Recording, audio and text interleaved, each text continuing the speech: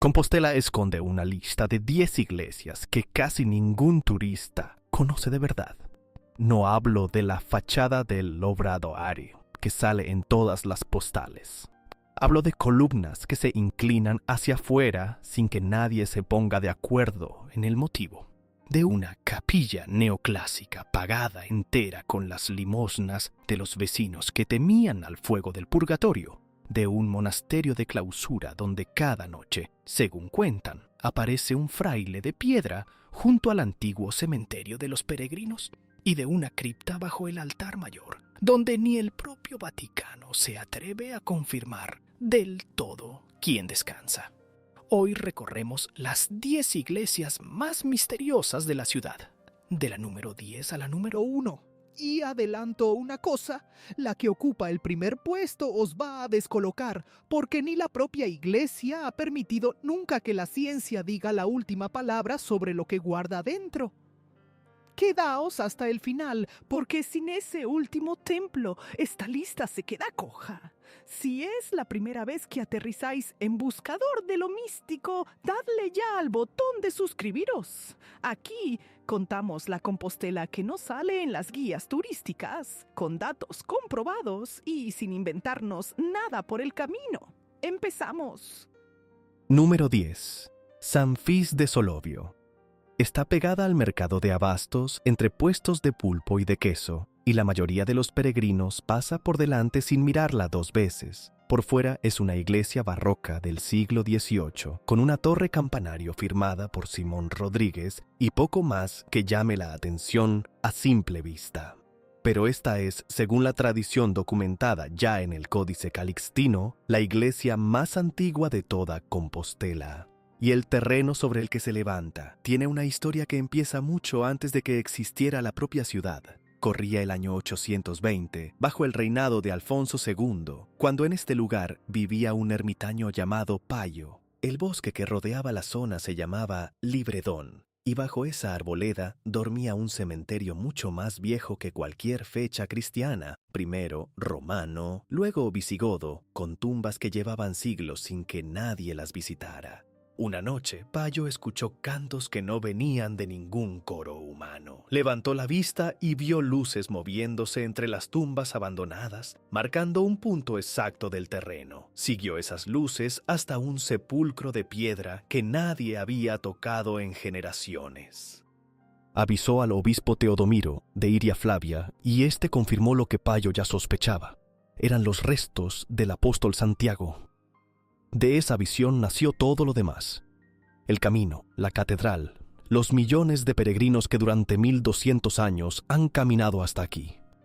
Y sin embargo, el lugar donde ocurrió el hallazgo no es la catedral, es esta iglesia pequeña, escondida detrás del mercado que muy pocos turistas incluyen en su ruta. El primer templo levantado aquí lo mandó construir el obispo Cisnando en el siglo X. No duró mucho. En el año 997, el caudillo musulmán Almanzor arrasó Compostela entera y este edificio quedó reducido a escombros. Se reconstruyó en estilo románico, bajo el mandato del arzobispo Gelmírez, el mismo que impulsó la gran catedral que hoy conocemos, y de aquella reconstrucción sobrevive todavía la portada y un tímpano gótico del siglo XIV, con la adoración de los Reyes Magos. Dentro descansa también el sepulcro del cardenal Lopo González de Carballido, tallado a comienzos del siglo XVI. ¿Qué queda hoy de aquel cementerio romano y visigodo bajo el suelo de la iglesia? Nadie lo ha excavado a fondo. Se sabe que está ahí, documentado por historiadores y arqueólogos gallegos, pero remover el subsuelo de un templo con culto activo no es sencillo, y probablemente nunca lo veamos con nuestros propios ojos. Así que cada vez que alguien entra a rezar en San Fis de Solovio, está pisando, sin saberlo, una necrópolis de 2000 años que ningún cartel explica. Antes de seguir con la lista, quiero preguntaros algo sencillo. ¿Habíais oído hablar de esta iglesia antes de hoy? ¿Sí o no? Dejadlo en un comentario, que tengo curiosidad por saber cuánta gente conoce este rincón de la ciudad. Y si esto os parece intrigante, esperad. porque el siguiente templo de la lista guarda un secreto tallado a plena vista en piedra delante de miles de turistas que pasan cada año sin darse cuenta de lo que están mirando. Número 9. Santa María Salomé. Es diminuta. Si vais paseando por la Rua Nova, una de las calles con más ambiente del casco viejo, es fácil que la crucéis sin darle importancia. Pero esta iglesia tiene un título que no comparte con ninguna otra en toda España. Es el único templo del país dedicado a Salomé, la madre del apóstol Santiago.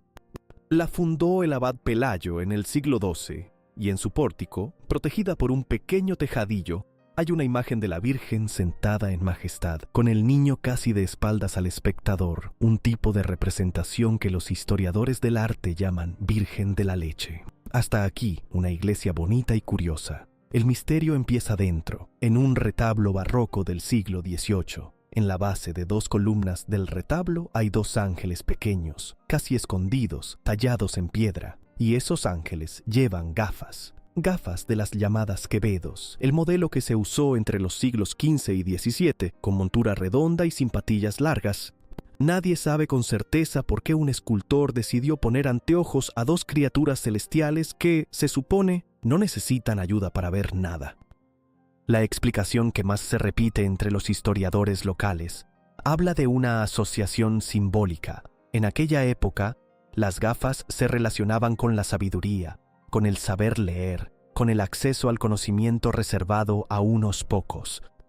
Puede que el escultor quisiera representar así una sabiduría celestial.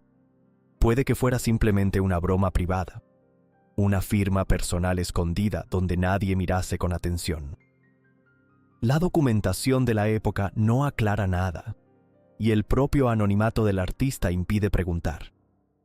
Lo cierto es que, siglos después, esos 2 angelitos míopes se han convertido en una de las curiosidades más buscadas por quienes conocen bien la ciudad, y en un misterio menor que sigue sin respuesta oficial. ¿Por qué unos ángeles necesitarían ver mejor? A pocos metros de la iglesia, en la Plaza del Toural, hay otra pieza que conecta con esta misma leyenda urbana silenciosa. Sobre el frontón del Paso de Bendaña se alza la figura de Atlas, sosteniendo la bóveda celeste, como castigo de Zeus. La tradición oral de la ciudad asegura que Atlas dejará caer el cielo sobre la primera mujer virgen que pase justo debajo de sus pies, o sobre el primer estudiante que jamás haya suspendido una asignatura. Nadie ha comprobado si la leyenda se cumple, sencillamente porque, según dicen los propios compostelanos entre risas, esa persona todavía no ha nacido. Santa María Salomé no impone respeto por su tamaño ni por su fachada. Impone por lo que esconde a la vista de todos, sin que nadie se moleste en mirar hacia arriba. El siguiente templo de la lista tampoco impresiona por fuera. Es redondo, algo que en Compostela es rarísimo, y queda tan pegado a un edificio mucho más grande que casi nadie repara en que existe.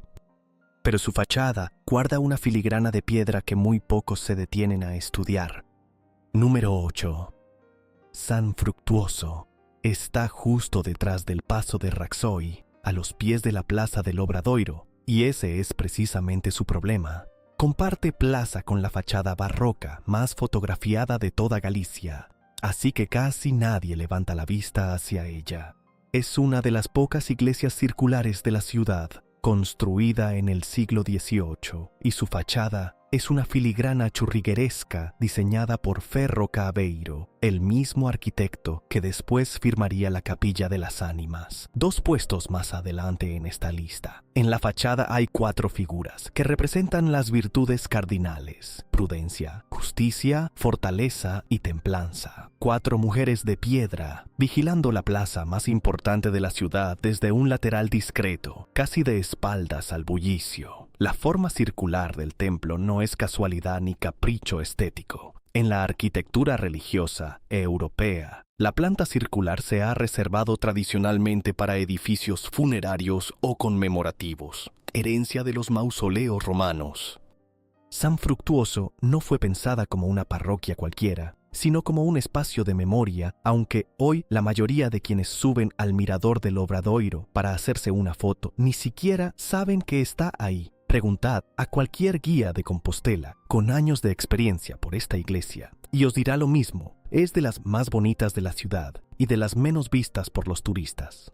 La razón es sencilla y un poco triste.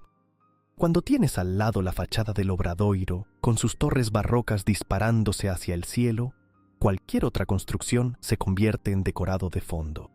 San Fructuoso lleva casi 3 siglos siendo la hermana pequeña de la plaza más grande de Galicia y probablemente lo seguirá siendo mientras exista Compostela.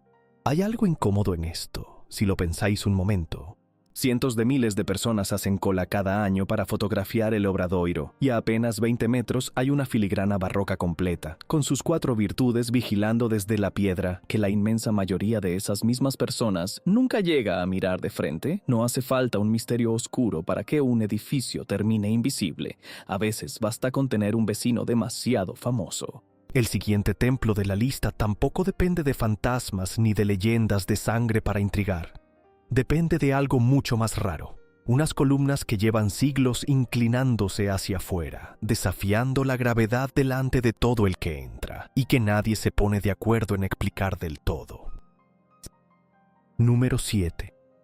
Colegiata de Santa María del Sar. Queda a unos 20 minutos andando del centro histórico, a orillas de un río tranquilo, y por eso mismo la mayoría de los turistas que solo tienen un día en Compostela ni se plantean acercarse. Los que sí lo hacen se llevan una de las sorpresas más raras de toda la ciudad. Entras en la nave y en cuestión de segundos el cuerpo te avisa de que algo no cuadra. Las columnas no están rectas, se inclinan hacia afuera de forma clara, visible, casi física. Durante un instante piensas que es un efecto óptico, un truco de la luz. No lo es. La colegiata se fundó en 1136, cuando un antiguo canónigo de la catedral llamado Munio Alfonso decidió levantar aquí la primera comunidad de agustinos de toda Galicia. Es una de las pocas construcciones románicas de la ciudad, junto con la propia catedral, que conserva casi intacta su fábrica original del siglo XII. Y ahí empieza el problema estructural que 900 años después sigue sin tener una única explicación aceptada por todos. Los expertos apuntan a una combinación de factores. El edificio se asentó sobre terreno pantanoso, muy cerca del cauce del río, lo que por sí solo ya debilita cualquier cimentación medieval. A eso se suma un posible error de cálculo en la altura de las bóvedas laterales, demasiado elevadas para contrarrestar correctamente el empuje de la nave central. El resultado, siglo tras siglo, fue que los muros y las columnas empezaron a ceder hacia afuera poco a poco, hasta llegar a la inclinación que hoy veis vosotros mismos al entrar. En algún momento del pasado, la situación llegó a ser tan grave que se planteó derribar el templo entero. Se salvó gracias a unos contrafuertes exteriores enormes, añadidos siglos después, que hoy están tan desgastados por el tiempo que casi parecen parte del diseño original. Y luego está la otra capa de la historia, la que no aparece en ningún informe de ingeniería, la leyenda que vincula esta colegiata con los templarios. No hay pruebas documentales sólidas de que la Orden del Temple tuviera aquí una sede formal, pero sí hay detalles arquitectónicos y de emplazamiento que durante generaciones han alimentado esa sospecha entre historiadores aficionados y guías locales. En 1895, la colegiata fue declarada Monumento Nacional, uno de los primeros reconocimientos de este tipo en toda Galicia, precisamente por ese carácter de rareza arquitectónica que ningún otro edificio románico de la región repite con tanta claridad. Hoy se puede visitar la iglesia, el único claustro románico que se conserva completo en Compostela y un pequeño museo, todo por un precio simbólico. Los guías que llevan años trabajando aquí cuentan que hay visitantes que, nada más entrar, se agarran instintivamente a la columna más cercana. El cuerpo reacciona antes que la razón, aunque sepas perfectamente que ese muro lleva de pie, torcido, casi 1000 años. Lo que viene ahora en la lista no tiene ningún problema estructural. Es, de hecho, uno de los edificios religiosos más grandes de toda Galicia. Y precisamente por su tamaño desmesurado, esconde un detalle en su puerta principal que ha dado que hablar durante siglos. Unos escudos que, según cuentan los propios vecinos del barrio, parecen mirarte cuando pasas de noche. Número 6. San Martiño Pinario. Ocupa 20.000 metros cuadrados justo detrás de la catedral y es el segundo monasterio más grande de toda España, solo por detrás de El Escorial. Repetidlo despacio, el segundo más grande de todo el país entero está aquí, escondido detrás de la fachada de la azabachería, y la inmensa mayoría de quienes visitan Compostela ni siquiera saben que existe. La razón es simple, y ya la habéis visto antes en esta lista, cuando tu vecino es la Catedral de Santiago. No hay edificio en el mundo que consiga robarle el protagonismo. Los primeros monjes benedictinos se instalaron aquí a finales del siglo IX, junto a la capilla de la Corticela, que hoy está integrada dentro de la propia catedral. Cuando Almanzor arrasó la ciudad en el año 997, este primer asentamiento quedó destruido igual que casi todo lo demás. Los monjes, protegidos por el obispo Pedro de Mesonso, levantaron un nuevo monasterio unos metros más allá, ya fuera de las murallas originales, y lo dedicaron a San Martín de Tours.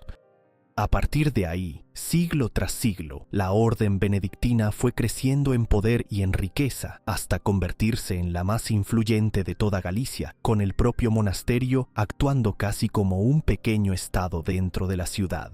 La fachada que hoy da a la Plaza de la Inmaculada se terminó en 1738. 4 columnas dóricas gigantes enmarcan la puerta y encima aparece una imagen de San Benito, un enorme escudo de España tallado en piedra y, coronándolo todo, una escultura ecuestre de San Martín compartiendo su capa con un mendigo. Dentro, el retablo mayor es obra de Fernando de Casas Novoa, el mismo arquitecto que firmó la mismísima fachada del obradoiro de la catedral, y el coro de madera que hoy se conserva aquí perteneció originalmente a la propia basílica compostelana, antes de un largo periplo por otros monasterios que casi termina destruyéndolo por completo la humedad. En las pechinas de la cúpula del monasterio hay 4 escudos tallados que representan a las 4 instituciones que durante siglos tuvieron poder de decisión sobre este lugar: el propio monasterio, la Congregación Benedictina de Valladolid, el Arzobispado de Santiago y la Corona. 4 autoridades, 4 escudos, vigilando en silencio desde lo alto de una cúpula que casi nadie levanta la vista para mirar. Algunos vecinos del barrio, de los que llevan toda la vida cruzando la Plaza de la Inmaculada camino del trabajo, cuentan que al anochecer, cuando baja la luz y solo queda el reflejo de las farolas sobre la piedra, esos escudos de la fachada parecen cambiar de expresión, como si te observaran de verdad al pasar por debajo. No hay ningún estudio ni ninguna leyenda oficial detrás de esto. Es simplemente lo que dicen quienes viven aquí desde hace décadas. Hoy el complejo funciona como seminario mayor, archivo diocesano y sede de estudios universitarios, y buena parte de sus dependencias tiene el acceso restringido al público general. Un edificio del tamaño de un barrio entero, con capacidad para haber gobernado media Galicia en su momento de máximo esplendor, convertido hoy en un secreto a voces que sigue detrás de la catedral, literal y metafóricamente. Si esta lista ya os está pareciendo intensa, agarraos, porque a partir de aquí la cosa cambia de registro. El siguiente templo no esconde su misterio en la arquitectura ni en el tamaño. Lo esconde en una venganza personal que un arquitecto dejó grabada en piedra para que la viera toda la ciudad para siempre. Y antes de continuar, un aviso rápido. Si os interesa este tipo de historias, dadle a suscribiros ahora mismo a Buscador de lo Místico. Todavía nos quedan las 5 iglesias más oscuras de toda la lista. Número 5. Capilla de las Ánimas. Está en la Rúa das Casas Reais, muy cerca de la Porta do Camiño, justo por donde entraban históricamente los peregrinos que llegaban desde el camino francés. Por fuera parece la iglesia más tranquila de toda esta lista. Fachada neoclásica, sobria, 2 parejas de columnas jónicas gigantes sosteniendo un frontón triangular. Nada que ver con el barroco recargado que domina el resto de la ciudad, y sin embargo, justo encima de la puerta principal, hay un relieve que ha impresionado a generaciones enteras de visitantes, almas ardiendo en el fuego del purgatorio, con el cabello suelto y el rostro desencajado, esculpidas en mármol con un dramatismo que contrasta violentamente con la calma del resto de la fachada. La capilla se construyó entre 1784 y 1788. Y aquí viene el primer dato que muy poca gente conoce. Se pagó entera con las limosnas de los propios vecinos de Compostela, devotos de las almas del purgatorio, en lo que hoy llamaríamos sin ninguna ironía una financiación colectiva del siglo XVIII. El diseño original lo firmó el arquitecto gallego Miguel Ferro Cabeiro, el mismo que ya habéis visto antes en esta lista trabajando en la iglesia circular de San Fructuoso, y el proyecto fue después revisado por Ventura Rodríguez, una de las figuras más importantes del neoclasicismo español. Y aquí llega la historia que da nombre a esta posición en la lista. Cuenta una tradición muy extendida entre los guías de la ciudad que, una vez terminada la construcción, los responsables que habían encargado la obra se negaron a pagar al arquitecto la cantidad acordada. El artista, según esta versión, no protestó, no fue a juicio, no reclamó públicamente. Simplemente tomó su cincel y esculpió en el relieve de la fachada el rostro de cada uno de los hombres que se habían negado a pagarle, dejándolos representados para siempre entre las llamas del purgatorio, ardiendo eternamente a la vista de toda la ciudad, del propio Camino de Santiago y de cualquiera que entrara o saliera por la Porta do Camiño. Una venganza artística, silenciosa y permanente, firmada en piedra y expuesta en la vía pública durante más de 2 siglos. No hay documentación notarial que certifique con nombres y apellidos quiénes son esos rostros concretos, y es perfectamente posible que la historia haya crecido con el tiempo, como crecen todas las buenas leyendas urbanas. Pero el relieve está ahí, es real. Se puede ver hoy mismo con solo levantar la cabeza al pasar por la Rúa das Casas Reais, y el contraste entre la sobriedad clasicista de toda la fachada y ese estallido de rostros sufrientes justo encima de la puerta sigue provocando el mismo efecto en cualquiera que se detenga a mirarlo. La sensación de que alguien, hace siglos, quiso dejar un mensaje muy concreto y muy personal, tallado para que durara para siempre. Dentro, la capilla guarda 9 retablos dedicados a la pasión, muerte y resurrección de Cristo, hechos con estuco de yeso sobre ladrillo, una técnica que no se repite en ninguna otra iglesia de Compostela. El proyecto original preveía 13 retablos en total.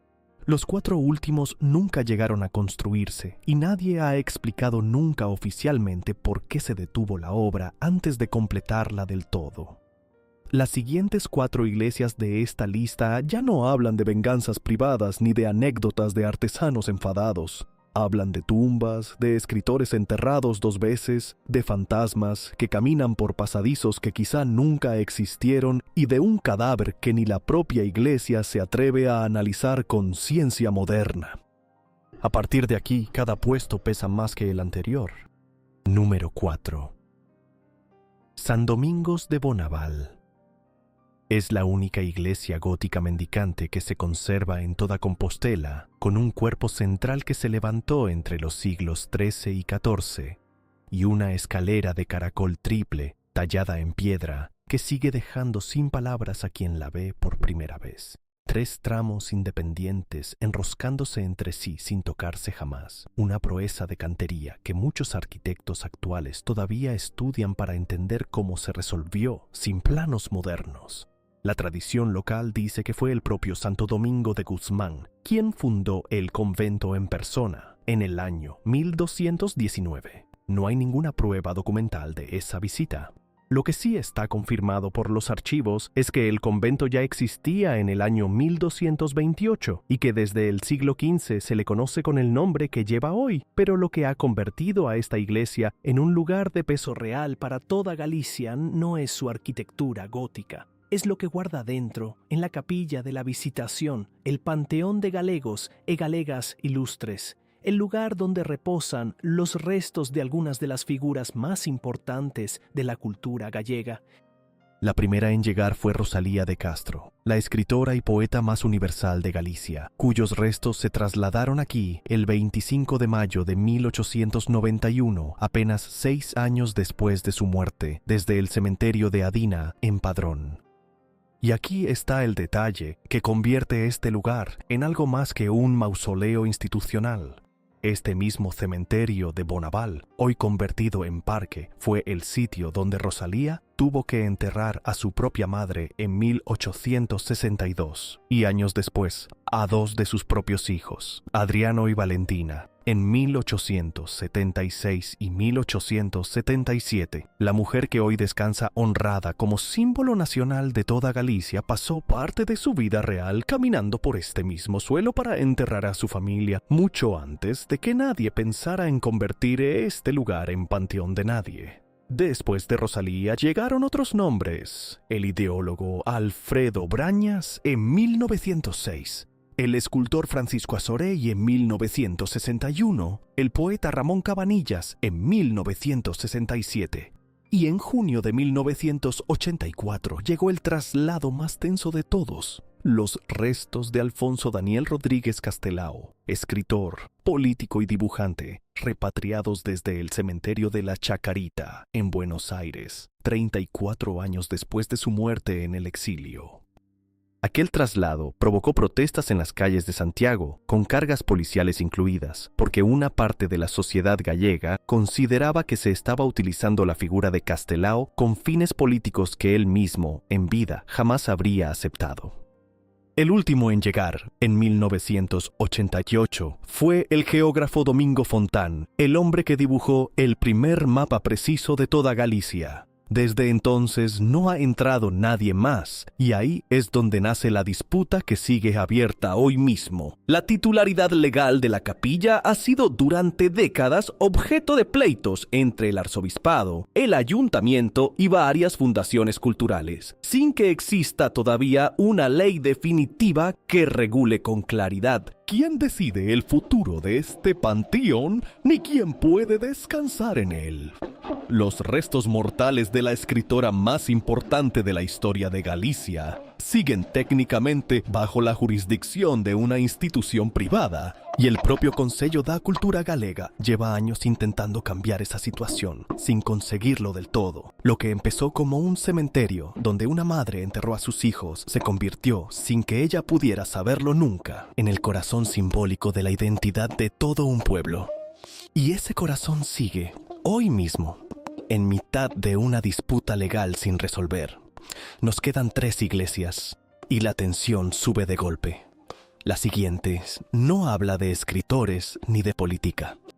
Habla de un fraile de piedra que, según cuentan generaciones enteras de vecinos, cruza cada noche una plaza dividida entre los vivos y los muertos. Número 3. Sampaio de Antealtares. El rey Alfonso II de Asturias fundó este monasterio en el año 830, apenas unos años después del hallazgo del sepulcro del apóstol Santiago, del que os hablé al principio de esta lista. 12 monjes benedictinos se instalaron aquí con una única misión: custodiar y dar culto a la tumba recién descubierta. Por eso el monasterio se llama Antealtares, porque su iglesia original tenía 3 altares situados justo delante, ante, del lugar donde reposaba el cuerpo del apóstol. Es literalmente el guardián original de la reliquia más importante de toda la cristiandad occidental. Los monjes cumplieron esa función durante casi 700 años, hasta que en 1499 la comunidad masculina se trasladó a otro monasterio y Sampaio pasó a manos de monjas benedictinas de clausura que siguen viviendo aquí hoy mismo, casi 530 años después. Con el tiempo se convirtió en el convento femenino más importante de toda Galicia, porque muchas de las mujeres que entraban a profesar pertenecían a la alta nobleza, y por eso a las monjas de este lugar se las conocía también como señoras. El edificio actual, que ocupa todo el lateral este de la Plaza da Quintana, es casi enteramente barroco, levantado entre los siglos XVII y XVIII. Pero la plaza que tenéis delante al mirar su fachada guarda algo que muy pocos turistas entienden a simple vista. Está dividida en dos niveles, unidos por una escalinata. La parte de arriba se llama Quintana dos Vivos. La parte de abajo, Quintana dos Mortos, porque bajo esas losas de piedra estuvo el cementerio de los peregrinos hasta el año 1780, cuando por motivos sanitarios se trasladó a las afueras de la ciudad. Cientos de peregrinos siguen enterrados ahí, bajo los pies de cualquiera que hoy se siente en esa escalinata a comer un bocadillo o a esperar la puesta de sol frente a la Puerta Santa. Y en ese mismo rincón, entre los dos niveles de la plaza, nace la leyenda del monje de piedra. Cuenta la tradición oral de la ciudad que, hace generaciones, un sacerdote se enamoró en secreto de una religiosa que vivía enclaustrada en este mismo convento.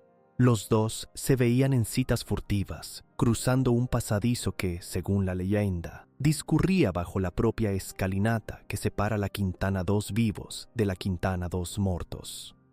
El amor entre ambos era tan intenso que el sacerdote llegó a proponerle a la monja huir juntos de Compostela, lejos de las miradas que juzgarían su relación. La historia terminó mal para los dos, aunque las versiones difieren sobre el desenlace exacto. Lo que se repite, generación tras generación, es que la sombra del sacerdote sigue apareciendo cada noche en ese mismo rincón de la plaza, convertida en la silueta oscura de un monje de piedra que nadie ha visto nunca de frente y del que solo se distingue la sombra proyectada sobre el muro del convento. Los más escépticos de la ciudad tienen una explicación mucho menos romántica. Dicen que lo que la gente ve por las noches no es más que la sombra que proyecta el pararrayos de la torre de la Berenguela al recibir la luz de las farolas desde cierto ángulo. Puede ser, pero las leyendas, aquí como en cualquier ciudad con siglos de historia, casi siempre resultan más interesantes que la explicación técnica, y esta lleva contándose de boca en boca desde mucho antes de que existiera la electricidad para proyectar ninguna sombra. Lo que no admite discusión es lo que hay bajo el suelo. Un cementerio de peregrinos activo durante más de 900 años, un monasterio de clausura que sigue habitado por monjas benedictinas casi 530 años después de su fundación como convento femenino, y una plaza que literalmente separa, con el nombre en cada losa, a los vivos de los muertos. Solo quedan dos puestos, y el siguiente empieza casi como un cuento: un santo italiano, un terreno pantanoso y una cesta de truchas como único pago. Pero detrás de esa anécdota hay una disputa histórica sobre quién estuvo realmente aquí que todavía nadie ha cerrado del todo. Número 2. Convento de San Francisco de Valdedios. En el año 1214, un peregrino italiano llegó caminando hasta Compostela para venerar la tumba del apóstol. Ese peregrino era Francisco de Asís, todavía sin canonizar, todavía sin la fama que hoy lo convierte en uno de los santos más venerados del mundo entero. Según cuenta la crónica compostelana, en su paso por la ciudad se alojó en una casa del Monte Pedroso, propiedad de un carbonero llamado Cotolay. Francisco le encomendó a este hombre humilde una tarea que parecía imposible para su condición: construir un monasterio entero para sus futuros seguidores. Cotolay respondió lo obvio: no tenía recursos para algo así. Y aquí es donde la historia deja de ser solo biografía y se convierte en leyenda. Francisco, según la inscripción que todavía hoy puede leerse en el muro del propio convento, le mostró a Cotolay la existencia de un tesoro escondido cerca de la ermita de San Paio do Monte. El carbonero lo encontró exactamente donde el santo le había indicado, y con ese hallazgo financió la construcción del monasterio en un terreno pantanoso conocido como Val de Deus, el Valle de Dios. Ese terreno, sin embargo, no era tierra de nadie. Pertenecía a los monjes de San Martiño Pinario, el mismo monasterio gigantesco que ocupó el puesto número 6 de esta lista. Y aquí llega el detalle que convierte esta historia en una de las más repetidas de toda Compostela. Los monjes benedictinos accedieron a ceder el terreno a cambio de una renta simbólica, pagadera cada año, consistente en una cesta de truchas. No oro, no plata, no tierras a cambio, truchas. Un pago tan modesto que ha sobrevivido en la memoria popular durante 800 años, precisamente por lo absurdo del contraste. Un santo fundando un monasterio entero a cambio de pescado fresco. El problema es que ningún documento de la época confirma que Francisco de Asís pisara jamás Galicia. Los historiadores llevan generaciones divididos entre quienes defienden la visita como un hecho históricamente plausible, apoyado en la tradición oral y en registros posteriores de la orden franciscana, y quienes sostienen que toda la historia se construyó después, décadas o incluso siglos más tarde, para dar al convento un origen tan prestigioso como fuera posible. No hay forma de zanjar la discusión con pruebas definitivas y probablemente nunca la habrá. Lo que sí sobrevive del edificio original son 5 arcos góticos en el claustro, testigos silenciosos de aquella primera construcción medieval, y la propia tumba de Cotolay, el carbonero que según la leyenda encontró un tesoro y levantó con sus propias manos la casa de un santo. El templo que veis hoy es barroco, construido entre 1742 y 1749, con una fachada retocada después en clave neoclásica y una imagen de San Francisco esculpida por Ferreiro. Sencillo, sobrio, casi discreto si lo comparáis con la fachada de la catedral, que tiene a apenas unos minutos andando. Y sin embargo, cada piedra de este convento sostiene una pregunta que ningún archivo ha resuelto jamás.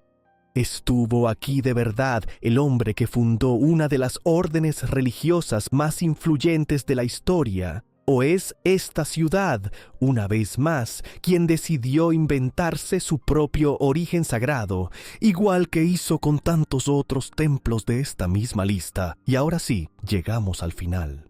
El puesto número 1 de esta lista no es una iglesia cualquiera. Es la razón por la que existe la propia Compostela, el punto final del camino más famoso del planeta, y el lugar donde ni la ciencia ni la propia iglesia se atreven a confirmar del todo quién descansa bajo el altar mayor. Número 1. La Catedral de Santiago de Compostela. Todo lo que habéis visto hasta ahora en esta lista existe por culpa de este edificio. Sin la catedral no habría camino, no habría peregrinos, no habría ciudad. Y sin embargo, después de recorrer 9 templos llenos de leyendas, venganzas talladas en piedra y fantasmas de dudosa comprobación, el mayor misterio de toda Compostela resulta ser el más simple de formular y, a la vez, el que nadie puede responder con certeza total. ¿Quién descansa de verdad bajo el altar mayor? La tradición cuenta que en el año 820, el ermitaño Payo, del que ya os hablé al principio de esta lista, encontró gracias a unas luces sobrenaturales el sepulcro del apóstol Santiago el Mayor, discípulo directo de Cristo, martirizado en Jerusalén y cuyo cuerpo, según la leyenda medieval, habría sido trasladado por mar hasta Galicia tras su muerte. El obispo Teodomiro certificó el hallazgo. El rey Alfonso II mandó levantar el primer templo y a partir de ahí nació una de las rutas de peregrinación más importantes de toda la historia de la cristiandad. En 1879, el arzobispo Miguel Payá Rico decidió abrir una investigación arqueológica formal sobre los restos que, según la tradición, seguían enterrados bajo el altar mayor. Lo que encontraron los investigadores fue un osario tosco, con huesos fragmentados y mezclados por el paso de los siglos, del que los especialistas de la época lograron reconstruir varios esqueletos. Una congregación eclesiástica extraordinaria concluyó entonces que aquellos restos pertenecían al apóstol Santiago y a 2 de sus discípulos, Teodoro y Atanasio, y el Vaticano ratificó oficialmente esa conclusión. Pero hay un detalle que ninguna guía turística os va a contar con estas palabras. Desde aquel dictamen de 1879, la Iglesia Católica nunca ha permitido que se realice sobre esos huesos ningún análisis científico moderno. Ni una datación por carbono 14, ni un estudio genético, ni ninguna prueba forense independiente que confirme o descarte de manera concluyente la identidad de quien está enterrado ahí. Historiadores de referencia, entre ellos el francés Louis Duchesne y el teólogo británico Henry Chadwick, defendieron durante décadas una teoría alternativa, que los restos venerados en Compostela pertenecen en realidad a Prisciliano, un obispo gallego del siglo IV ajusticiado en Trèveris por herejía, cuyo culto habría quedado disimulado bajo la figura mucho más segura, políticamente, del apóstol de Cristo. Otros historiadores actuales, como el propio Francisco Singul, rechazan esa teoría por falta de pruebas documentales sólidas que confirmen un traslado del cuerpo de Prisciliano hasta Galicia. La discusión sigue abierta entre especialistas, sin resolución definitiva, y probablemente seguirá así mientras la Iglesia mantenga cerrada la puerta a la ciencia forense. Bajo la cripta, además, hay una pequeña capilla dedicada a María Magdalena, donde, según la tradición oral de la ciudad, la santa acompaña la procesión nocturna de las almas en pena tan característica del folclore gallego, recorre los pasillos subterráneos cuando cae la noche y el templo queda vacío. Y hay más. En el Pórtico de la Gloria, la obra maestra románica firmada por el maestro Mateo en el siglo XII, existe una figura arrodillada justo detrás de la columna central, mirando hacia el altar en lugar de hacia los fieles. La tradición asegura que es un autorretrato del propio Mateo, y que el arzobispo de la época lo reprendió con dureza al descubrir que el artista se había representado a sí mismo tan cerca de la imagen de Cristo, un gesto que entonces se interpretó como una falta grave de humildad. Durante siglos, los peregrinos que llegaban al final del camino golpeaban suavemente su frente contra la cabeza de piedra de esa figura, con la esperanza de que un poco del talento del maestro pasara a la suya propia. La costumbre se prohibió hace unos años por el desgaste que provocaba en la piedra original, pero la marca de siglos de frentes golpeando el mismo punto exacto todavía puede apreciarse si sabéis dónde mirar. Y luego está el botafumeiro, el gigantesco incensario de latón plateado que recorre el crucero de la catedral, suspendido de un sistema de poleas, impulsado por un grupo de hombres llamados tiraboleiros, alcanzando velocidades de hasta 80 kilómetros por hora a 20 metros de altura. Solo en 3 ocasiones documentadas a lo largo de toda su historia, el mecanismo ha fallado en pleno vuelo. La más recordada ocurrió en el año 1499. Con los reyes católicos presentes en la ciudad junto a su hija Catalina de Aragón, que viajaba de camino a Inglaterra para casarse con el príncipe heredero y que terminaría, años después, convertida en la primera esposa del rey Enrique VIII. Aquel día, el botafumeiro golpeó con fuerza una de las columnas del crucero norte, en lugar de completar su recorrido, y la corte al completo interpretó el incidente como el peor augurio posible para el futuro matrimonio inglés de la joven princesa. La historia terminaría, efectivamente, de forma turbulenta para Catalina de Aragón, aunque por motivos que nada tuvieron que ver con incensarios ni con columnas de piedra. Ahora pensad en todo lo que hemos recorrido en esta lista. Un ermitaño que vio luces entre tumbas romanas, un arquitecto que esculpió su venganza en un relieve de purgatorio, una madre que enterró a sus propios hijos en un cementerio que después se convirtió en símbolo de todo un pueblo, un monje de piedra que cruza cada noche una plaza dividida entre vivos y muertos. Y ahora, al final del camino, un altar bajo el que puede estar el apóstol Santiago o puede estar un hereje ejecutado hace 1700 años y nadie en el mundo tiene permiso para comprobarlo con ciencia. Esa es la verdadera pregunta incómoda con la que os quiero dejar hoy. ¿Cambiaría algo para vosotros saber con certeza absoluta quién está enterrado ahí abajo? ¿O el propio camino, con sus 1200 años de historia, sus peregrinos y sus leyendas acumuladas, ya vale por sí mismo independientemente de lo que haya realmente bajo esa losa de mármol? Contádmelo en los comentarios, con vuestro nombre y una sola frase. ¿Cuál de estas 10 iglesias os ha sorprendido más y por qué? Tengo verdadera curiosidad por leeros. Y si esta lista os ha gustado, ya sabéis, suscribíos a Buscador de lo Místico. Aquí seguimos buscando los rincones de España que las guías turísticas nunca cuentan del todo. Nos vemos en el próximo misterio.